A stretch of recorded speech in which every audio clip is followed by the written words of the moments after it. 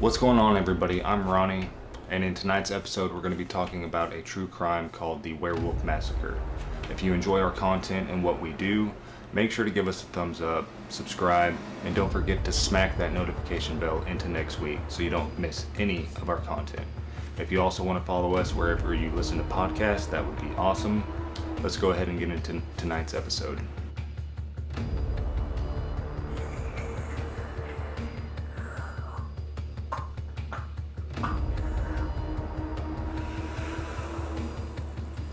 You good?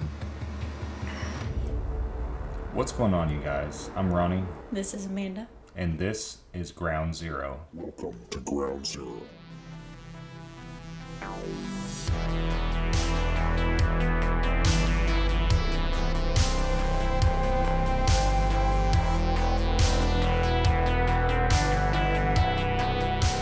I can't breathe.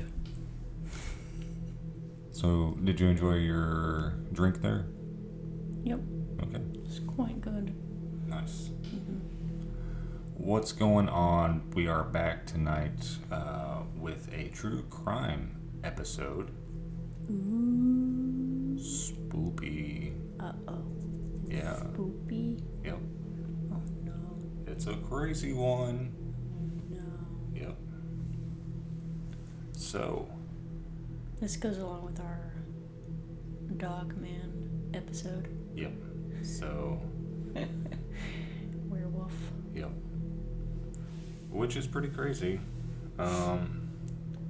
So you want to just go ahead and start it? You ready? I don't You know. want to take another sip of your coffee Ooh, yeah. before we get going? You ready? Yeah.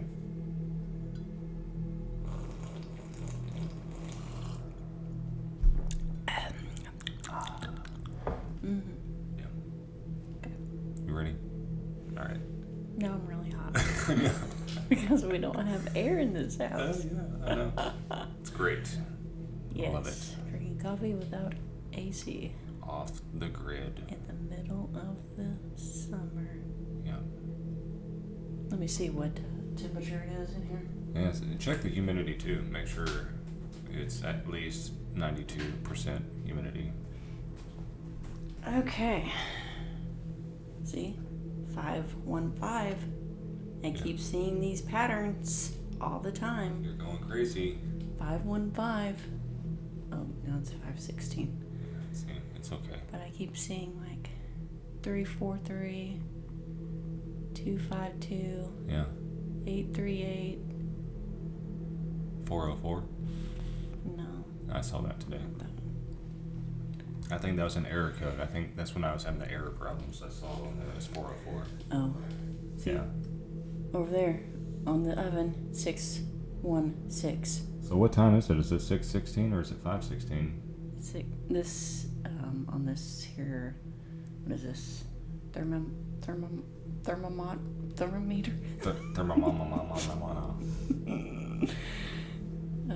Okay. Anyway, Yeah. 78 degrees, Okay. 68% humidity, Okay. and I feel it. Do you yeah. feel it over I there? feel it, yeah. It's like a swamp in It's here. like a sauna. Yeah. We have so many plants. Like, we're turning this into like the rainforest. It feels like the rainforest Yeah. too. Oh my god. Anyway, All right, I think we're ready now, right? maybe I'm still sweaty. I know. Well, you just wait. You're gonna be sweating even more as we get into this. Maybe I'm sweaty because I'm scared. That could be it. Yeah. Okay, All right, here we go. here we go. In the city of Medicine Hat, Canada. What? I thought you were gonna start singing in the city of Compton. I should have started it that way. Yeah. Okay. Yeah, it's the sign of a heat stroke. You're getting delusional. I'm sweating so bad. All right, here we go. All right, I'm fine. In the city of Medicine Hat, Canada. Medicine Hat. Girl, come on. Medicine Hat. All right. Okay. What kind of name is that? I don't know. Anyway, I don't first know. of all, It's definitely different. Medicine Hat. Well, it goes back to the Native Americans in that area, No. and What kind of name is Medicine Hat? I don't know. What does that even mean? Medicine Hat? What's a medicine hat? Well, it's like shortened from Medicine Man Hat. Like the natives in the area. Okay. Yeah. Why would they choose that name? I don't know. Fine. Alright. Go. In the city of Medicine Hat, Canada, located in the beautiful Saskatchewan River Valley, resides a community of 63,000 residents and climbing. The beautiful city sits southeast of Alberta and adjacent to the town of Redcliffe. Many people who live there enjoy sitting outside, taking in the rolling hills and breathtaking valleys. It was a city where many enjoyed day parks, camping, canoeing on the Saskatchewan River. Other activities included golfing, going to the mall, restaurants, and bars. It was a very thriving city and one that had very low crime rate. That was until April 23rd, 2006, where 3 bodies would be discovered inside a resident's home. Boom. What happened, Ronnie? I'll tell you. It gets insane. Jasmine Richardson was a 12-year-old girl who early on was very happy and outgoing. As time went on, something changed within her. She was no longer the happy, outgoing girl her family knew. Instead, she drew in, and her life went from very light and positive to very dark, disturbing, and negative. She began with small things like wearing makeup to make herself appear older. Her appearance changed, and she began embracing the gothic-looking lifestyle, Okay. which is pretty dope. I mean, I think we all I've kind of been went there. through that phase. Oh, yeah. Yeah, I think we it was all- cool. Not long after, she began going online, making different social media accounts, one of which was a website called vampirefreaks.com. Nice. Yeah, Wow. getting into it. I think I'm part of that page. It seems pretty cool. Are you a vampire freak? I'd say I could be a vampire freak.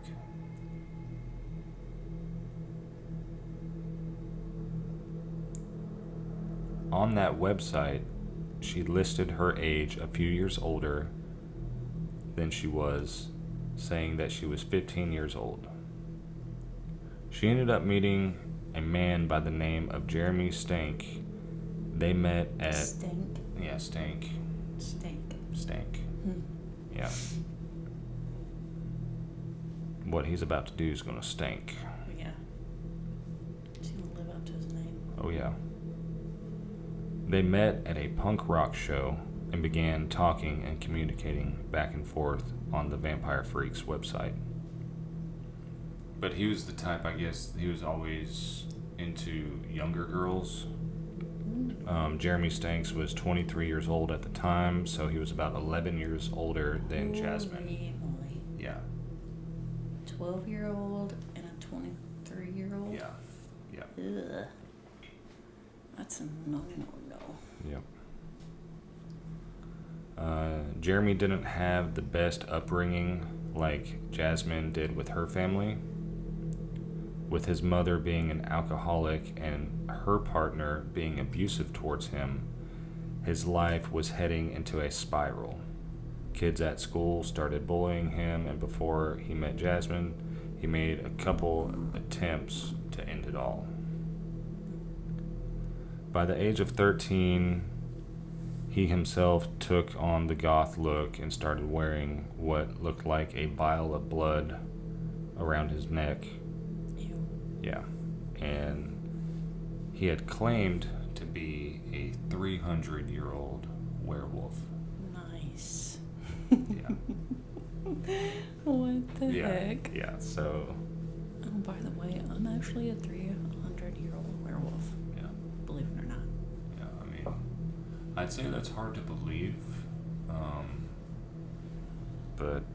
You never know these days. You never Just know. never know. He identifies as a 300-year-old. That's what I'm saying, yeah. What do you identify as? Well, actually, a 300-year-old werewolf. Which is pretty dope. I mean, if you're gonna identify as anything, I mean, a werewolf would be one to go for. Yeah. But I'm surprised that since he was on Vampire Freaks, you would have thought he would have identified as a vampire.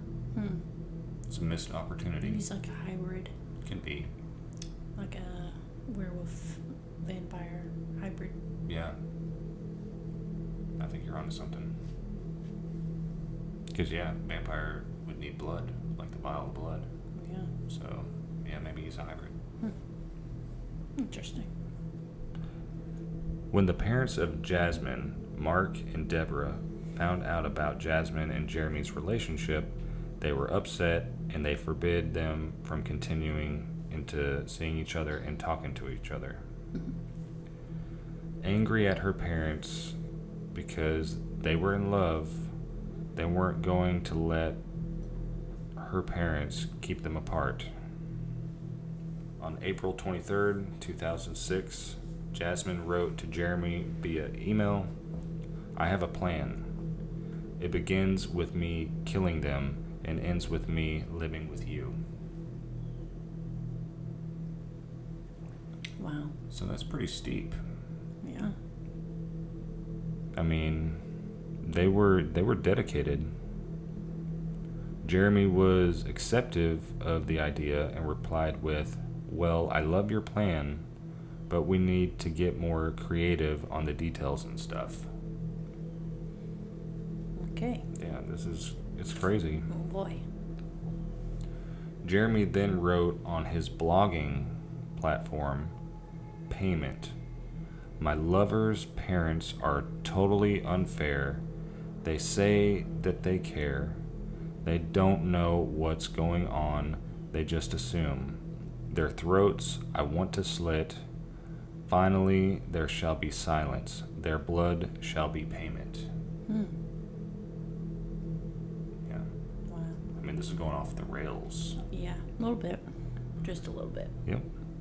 According to Jasmine's friends, she had told them her plan of killing her parents, but they just thought she was kidding because her family was so loving and nurturing. They would never believe Jasmine would be serious.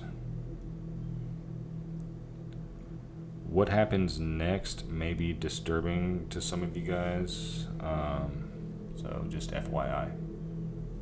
Listeners' discretion is advised. Yes.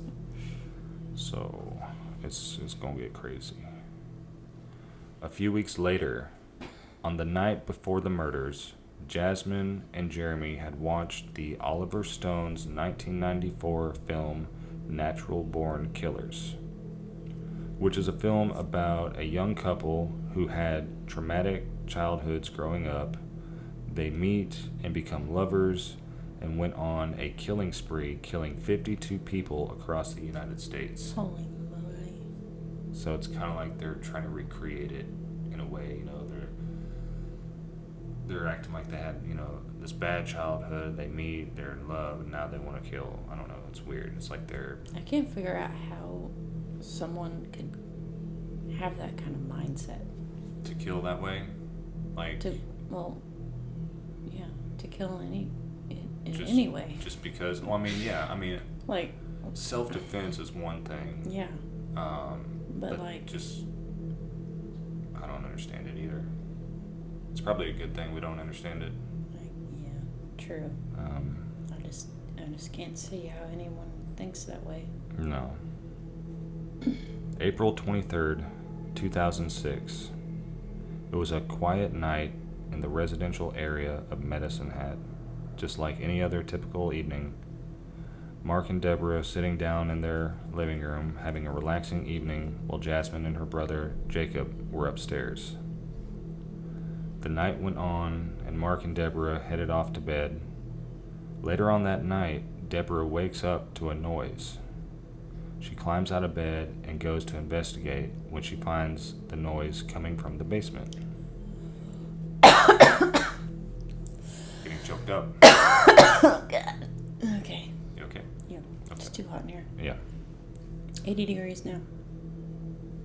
She opened the door to the basement, flips on the light switch, and when she gets down there, she discovers a masked intruder huddled down in a dark corner.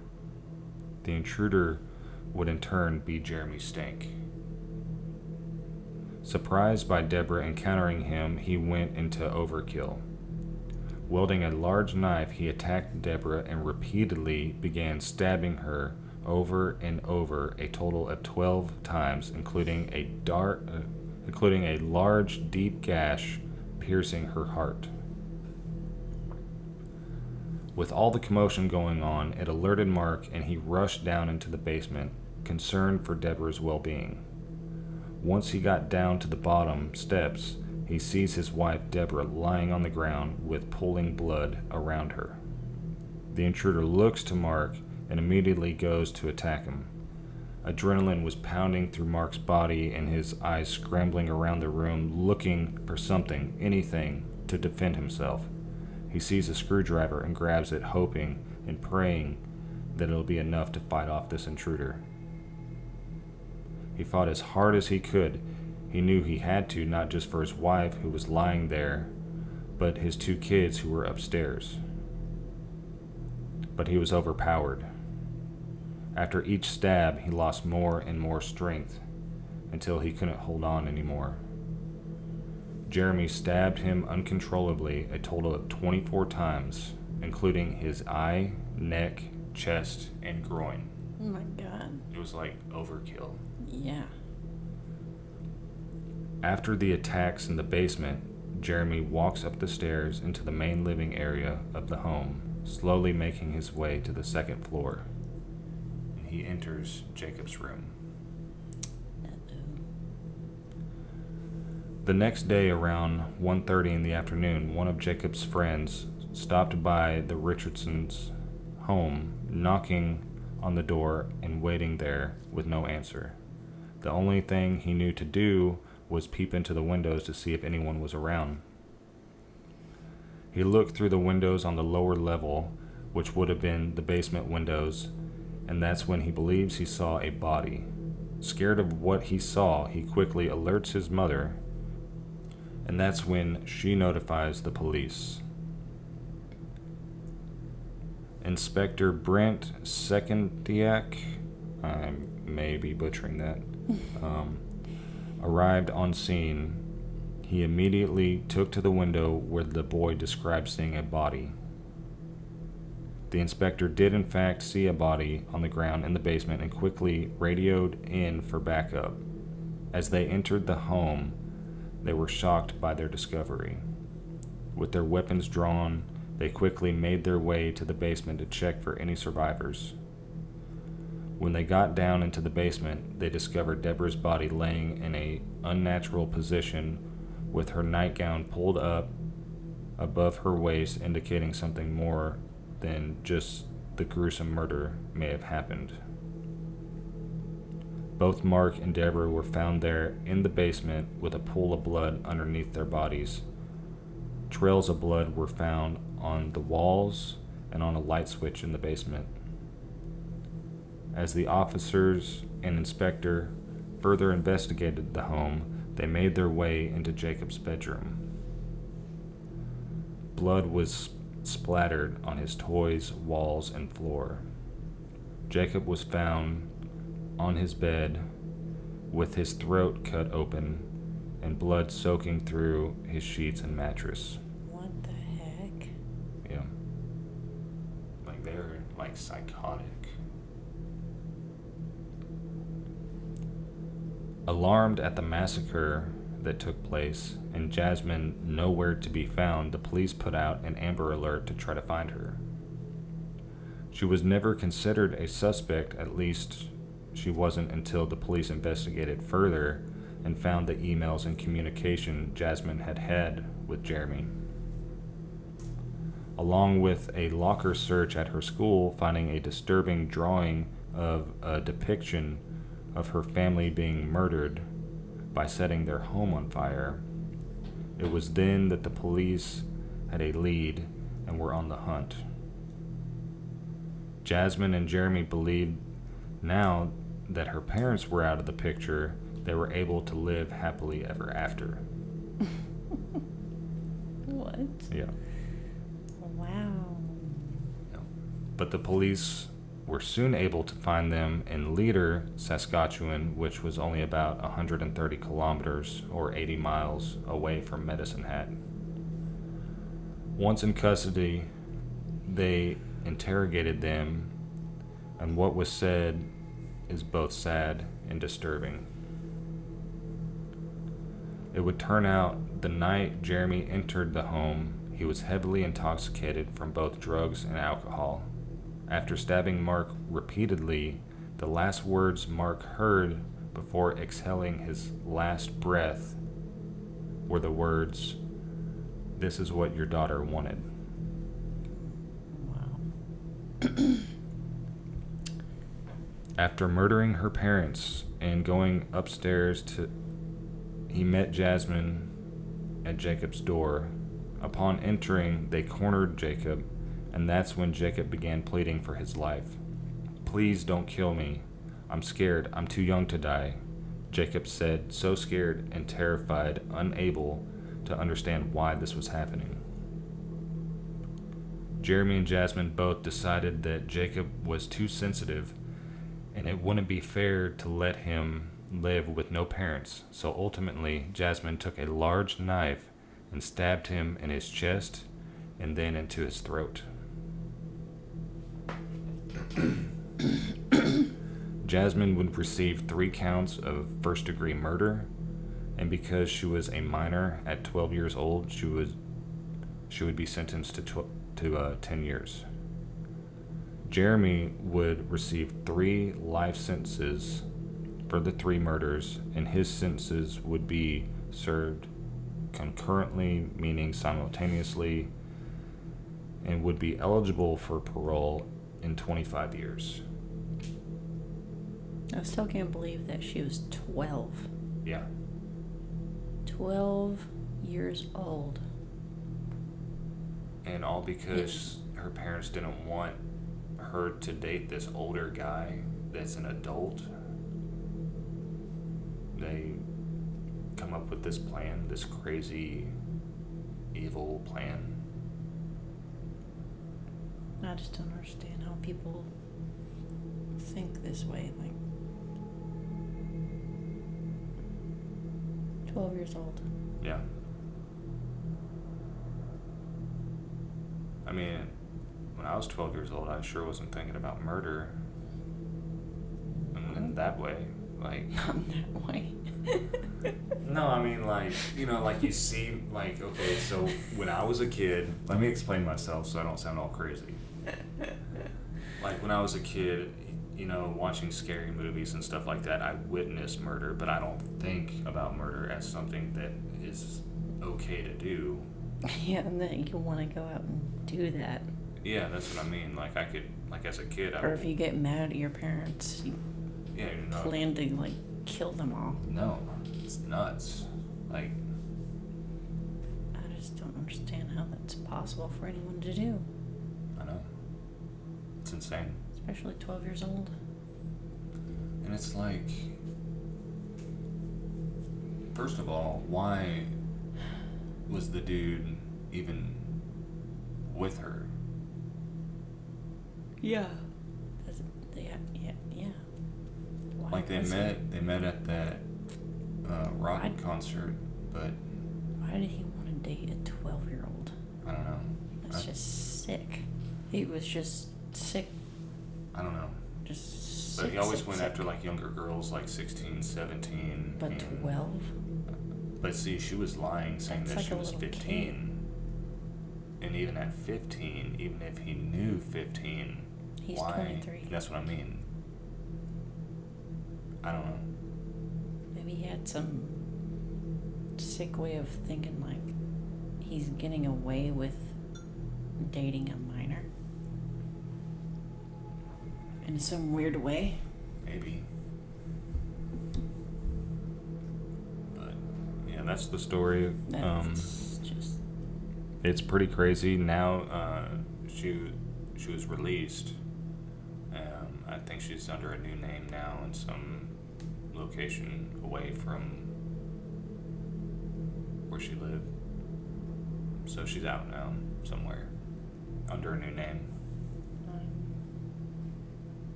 But it's crazy to think if you have that much thought and preparation, you don't need to be let back out. no. Because Yeah. even if you're 12 years old, you put that much thought into it, you committed those acts, Yeah.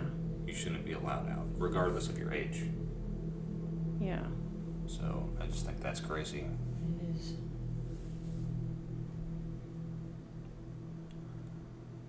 Let's see here.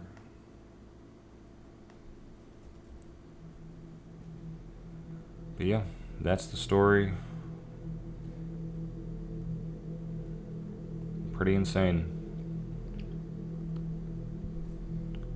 If you guys enjoyed this and would like to subscribe to our YouTube channel, follow us on different music platforms where this will be uploaded to.